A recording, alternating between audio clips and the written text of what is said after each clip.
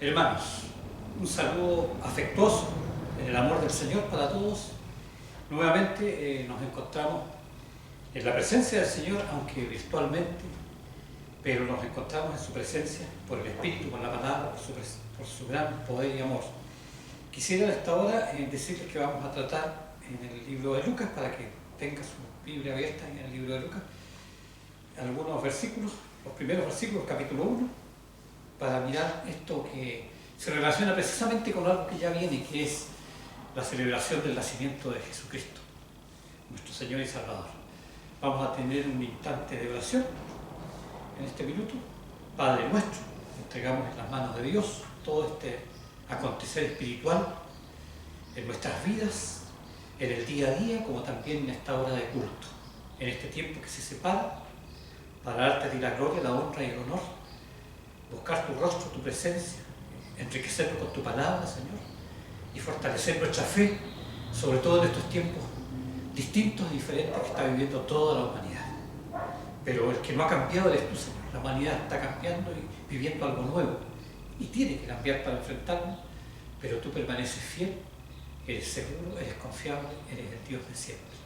Te adoramos, te alabamos en esta hora y colocamos en las manos de Dios todo lo que tú vas a realizar y a las personas que vas a usar en este culto, Señor, como en todos los demás que se realizan en esta maravillosa iglesia que te pertenece, Señor, que es tuya, que ha sido redimida por la sangre de Jesús. Gracias, Padre nuestro, en el nombre de Jesús. Amén. Vamos a dar una lectura breve y luego vamos a pasar a hacer un corte para que también tengamos el tiempo de la alabanza y la adoración a nuestro Señor. Dice en el libro de Lucas, para que nos vayamos introduciendo en ello: puesto que ya muchos han tratado de poner en orden la historia de las cosas que entre nosotros han sido ciertísimas, tal como nos los enseñaron los que desde el principio lo vieron con sus ojos y fueron ministros de la palabra, me ha parecido también a mí, después de haber investigado con diligencia todas las cosas desde su origen, escribírtelas por orden, oh excelentísimo Teófilo, para que conozcas bien la verdad de las cosas en las cuales has sido instruido. Vamos entonces al tiempo de la alabanza para la gloria del Señor. Hermanos, entonemos el himno número 409, oh que amigo nos es Cristo.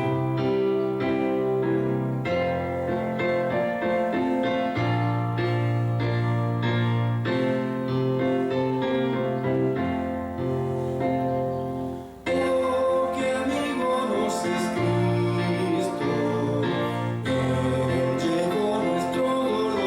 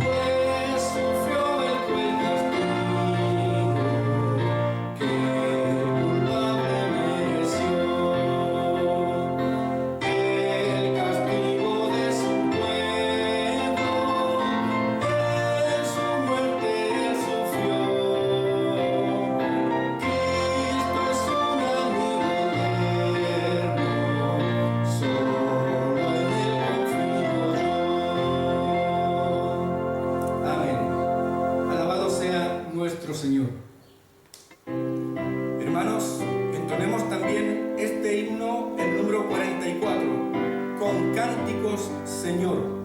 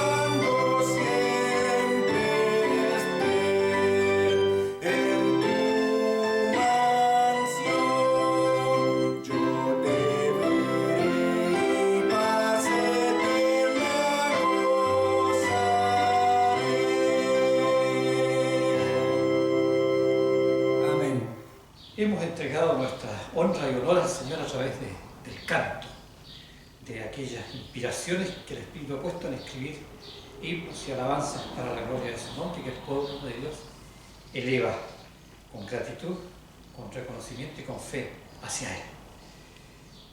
El libro de Lucas, entonces, veamos un tanto el marco histórico del Evangelio de Lucas. Mirad que Lucas demuestra, cuando introduce estas palabras, demuestra que la seriedad de la tarea que quiere emprender tiene un propósito de presentar una base sólida para la fe de sus lectores. Ahí ya tenemos un buen alimento, una base sólida para la fe de quienes vamos a ir leyendo este libro a través de los tiempos, como lo hemos hecho hasta ahora. Entonces, hermanos, tenemos aquí en estos versículos que acabamos de leer antes de la alabanza, tenemos claro, el escritor, la tradición temprana atribuye el tercer evangelio y los hechos a este médico amado, compañero y colaborador de Pablo, Lucas, como lo menciona Pablo en Colosenses 4:14 y luego habla de él en 2 Timoteo 4:11, habla como un colaborador, como un compañero, y lo trata de médico. Y se ve un poco en el contexto cómo se preocupa de las partes sanitarias y de enfermedad, a diferencia de Marcos y Mateo, cuando hablan de los milagros y las personas enfermas que se acercaron a Jesús. Bueno, no podemos entonces, ¿para qué dudar si sabemos que tenemos certidumbre de que Lucas ha sido el escritor de este evangelio? Mirando un tanto esto, entendemos que a Lucas no se le inspiró para que colocara su nombre como el apóstol Pablo en las cartas. Pero ya estableciendo esto, nosotros que tenemos a Lucas como tal, podemos pensar también en alguna fecha para lo que es la escritura de este texto. Y podemos colocarla por allá por el año 65, 70 de la era cristiana probablemente, ¿verdad? Ahí podemos ubicarlos a Lucas como en ese tiempo escribiendo esta carta. Y vamos entonces a mirar los versículos como bien. Dice, puesto que ya muchos han tratado de poner en orden la historia de las cosas que entre nosotros han sido ciertísimas. Fíjese que él se da cuenta que hay otras personas que han intentado poner en orden la historia de las cosas que entre nosotros han sido ciertísimas. Todo lo relacionado con el nacimiento, con el ministerio de Jesús, el movimiento seguramente de los cristianos, había mucho que decir, pero él quería establecer algo ya de certidumbre en todas estas cosas que se podían estar escuchando en aquellos tiempos, en aquellos momentos. Y él dice entonces, en su presentación, él quiere presentar la vida de Jesús como un documento histórico, incluso, fíjense ustedes, histórico. Cuando dice orden, no era que quería hacer algo cronológico de los eventos, sino que lo que él quería era más bien, la expresión de Lucas quería referirse de que este material quería que se formara de tal manera que pudiera desarrollarse el Evangelio como él quería. El Evangelio no solo para un grupo o un sector, sino que el Evangelio mundial. Lucas apuntaba hacia esa idea, el Evangelio era para todos. Quería una expansión hacia un mundo mucho más grande. Cuando Lucas escribe estos libros, el cristianismo estaba establecido, se había establecido en el mundo más extenso, se estaba incluyendo incluso el pueblo gentil. Ahí ya observamos entonces que la tarea de Lucas no fue tanto la dictar a que Cristo fuera predicado a los gentiles, ya se estaba haciendo, sino que quería justificar también ese hecho y apoyar esa misión. Está siendo predicado Cristo a los gentiles, justifico a través de lo que el Espíritu le puso en ese momento de escribir, quería justificar ese hecho y quería decir, hay una misión que cumplir, hay un alcance mundial que alcanzar por el Evangelio de Jesucristo. Entonces Lucas trazó la historia del cristianismo y comienza, dice él, bueno, esto comenzó entre el judaísmo, pero quiere llegar a la familia mundial. Si se había dicho en el Antiguo Testamento que Abraham, en un momento de mirar un desconocido futuro, iba a ser bendición para toda la tierra, entonces quería Lucas también, conociendo el Antiguo Testamento y mirando hacia lo que era este nuevo pacto, quería establecer aquellos hechos en forma muy inspirada por el Señor. Así que él quería que se cruzara fronteras, quería que se extendiera a lo largo, a lo ancho, al norte, al sur, a todas partes, hermanos amados, llegara este Evangelio maravilloso. Y había cosas límites seguramente que tuvo que enfrentar él, como nosotros enfrentamos límites también. En este momento seguramente límites de cruzar. Geográficamente hoy día no es tan difícil, pero la pandemia ha vuelto a poner en riesgo y en mucha rigidez el alcance geográfico. Pero nosotros tenemos la posibilidad hoy día maravillosa de virtualmente hacer llegar el Evangelio a todos los lugares que podamos y que queramos en el Espíritu alcanzar. Así que en ese caso, aquí Lucas tenía que separar otro tipo de cosas. Samaritanos, judíos, gentiles, todas las diferencias allí, él tenía que estar puesto en eso. Pensemos cómo estamos nosotros observando qué cosas son los impedimentos, como haciendo un FODA, hermano, como dicen sobre todo lo dicen más que nada los educadores, ver cuáles son nuestras fortalezas, cuáles son nuestras oportunidades, cuáles son nuestras debilidades, cuáles son nuestras amenazas. Yo creo que nosotros tenemos que mirar en este tiempo también, creo que es bien interesante lo que acabo de decir, se me ocurre, que podría la Iglesia juntarse en sus directivas correspondientes y hacer este tipo de FODA que se llama, este análisis, para hacer un diagnóstico y para hacer una proyección de cómo vamos a enfrentar el mundo con esta nueva modalidad que tenemos por la pandemia. Creo que es muy interesante ver cómo vamos a seguir hacia adelante. Y aquí Lucas entonces muestra que Jesús empezó este proceso, primero rechazando esas cosas, distinciones superficiales que habían, ya empezó a marcar ahí una línea entre fariseos, entre justos y pecadores. Él quería establecer un vínculo de manera que toda la gente pudiera acudir a él, y vaya que lo logró. Vaya que lo logró. Jesús enseñó que todos eran pecadores, simplemente, ya partimos con esa idea, Jesús la puso ahí, y Lucas está estableciendo, y que todos necesitaban la misma salvación. Entonces Lucas quiere enfatizar eso, hermanos amados.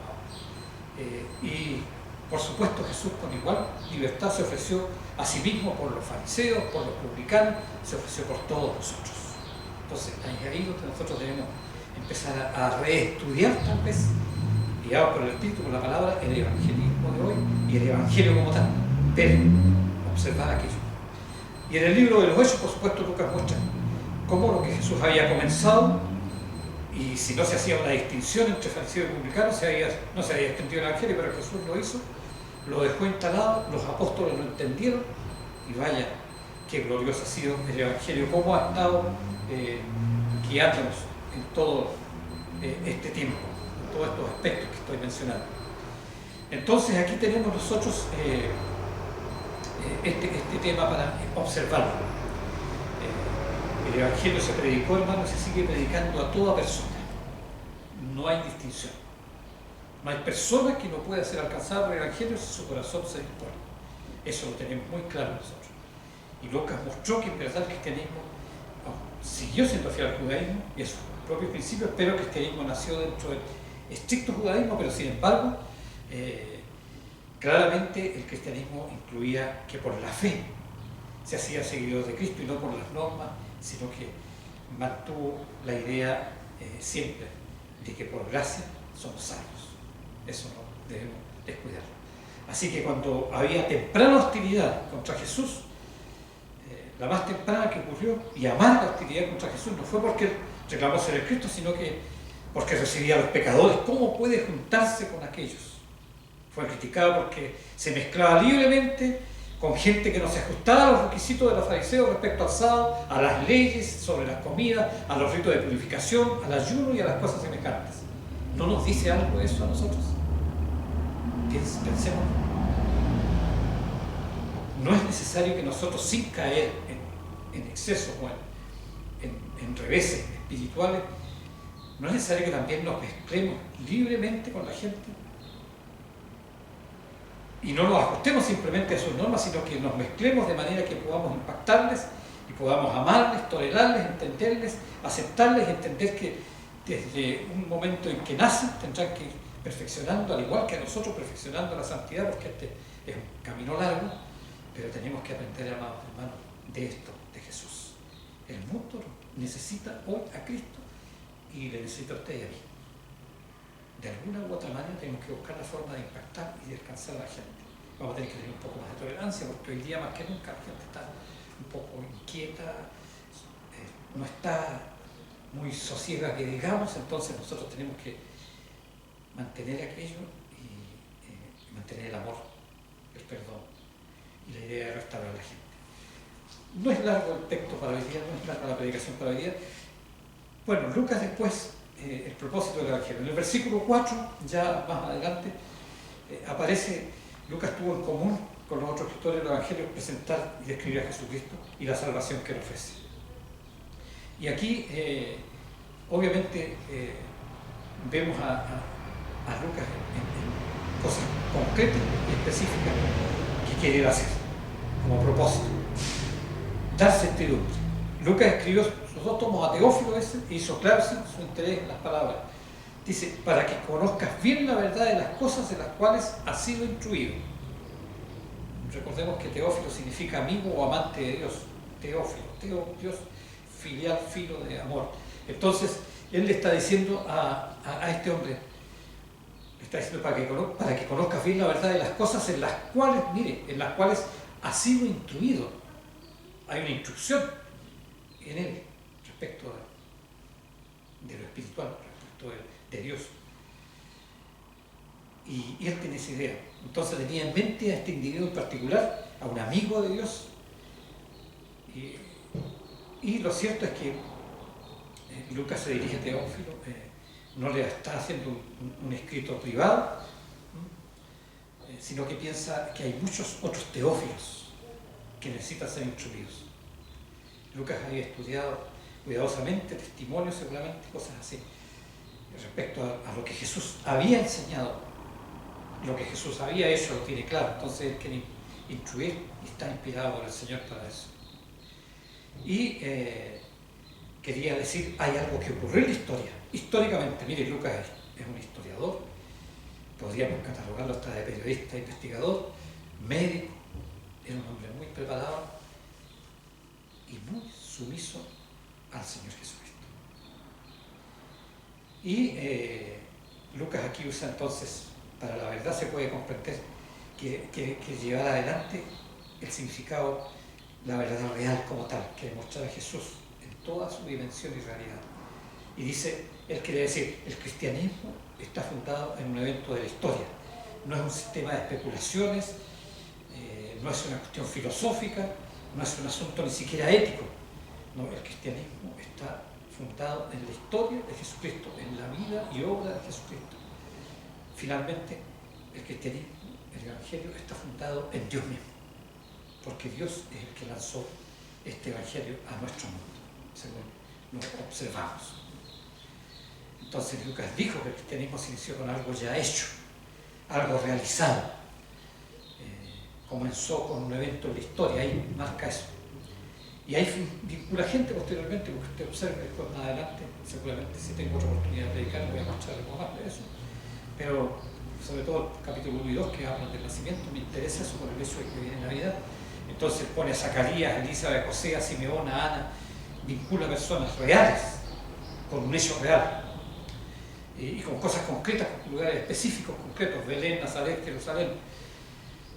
Miren lo que hizo. Lucas no escribió, no escribió algo que solamente sucedió, sino que de algo que ocurrió de acuerdo a un propósito que había. Un propósito, lugares específicos y concretos. Es maravilloso eso. Para nosotros es certidumbre mayor a nuestra fe todavía. Y no era un evento cualquiera. Nada menos, hermanos amados, que él escribe la historia de la salvación suya y mía. Y por la historia de la humanidad. Para su salvación. Ahí está la historia de salvación para toda la humanidad. Algo que Dios estaba llevando a cabo en el mundo, de una manera suprema, como Él sabe hacer de nuestro Dios. ¿Y cómo lo estaba haciendo? En Jesús de Nazaret. Y lo que Él escribió no fue una historia que surge naturalmente, sino es un Dios trabajando en la historia de esta humanidad, que Él mismo creó. No es accidente la historia, sino es el cumplimiento de largas e incesantes esperanzas a través de un acto poderoso de Dios, descrito en la Biblia, si usted mira el Antiguo Testamento, amado hermano. Él quería trazar la urgencia de esta misión mundial, con una segunda situación que podemos observar. El propósito particular entonces de Lucas se puede comprender mejor cuando en sus dos tomos Evangelio y los Hechos se consideran juntos, incluso es bueno leerlos juntos. Tanto Lucas en su Evangelio como en el libro de Hechos traza, hermano, se fija, traza el movimiento del cristianismo. Desde su principio con Jesús de Nazaret hasta el desarrollo, si usted el libro de Hechos, de un compañerismo de alcance mundial. Trasciende todos los límites de la nación judía, samaritanos, gentiles. Entonces Jesús quiere mostrarse a través de la inspiración que pone el Espíritu en Lucas, que no fue un mero Mesías judío, que era lo que predominaba en ese momento entre los judíos, sino soy un salvador mundial, decía el Señor Jesucristo. Soy el fundador, si usted quiere llamarle religión o movimiento espiritual, soy el fundador de aquel movimiento. Es la esencia de nuestro modelo espiritual, amados hermanos. Y Lucas era consciente de todas las tensiones que había entre los líderes judíos y exclusivistas y aquellos que veían que en Cristo las paredes de separación podían caer también. Vea todo lo que la Biblia dice, ¿cierto? Lucas estaba observando y era consciente de todas esas cosas. Las tenía aquí clavadas en su corazón y en su mente. Inteligentemente Dios lo usaba para que fuera hablando y mostrando esta situación. Firmemente, inspirado por el Espíritu Santo, Lucas traza la historia y el desarrollo que empezó dentro del judaísmo y que llegó a ser un movimiento universal. Y gloria a Dios por eso, elevándose por encima de todas las distinciones, los prejuicios mundanos incluso, tales como la nacionalidad, la raza, el Estado. Todas las cosas quedaron sometidas porque Cristo se sobrepone a todo eso, ¿verdad? Maravilloso nuestro Señor. ¿Qué podemos hacer para aplicar este tipo de enseñanza que estamos buscando en el Señor? La interpretación bíblica es descubrir el principio divino de la verdad. Esa es nuestra idea cuando queremos interpretar la Biblia. ¿Qué principios divinos de la verdad encontramos acá?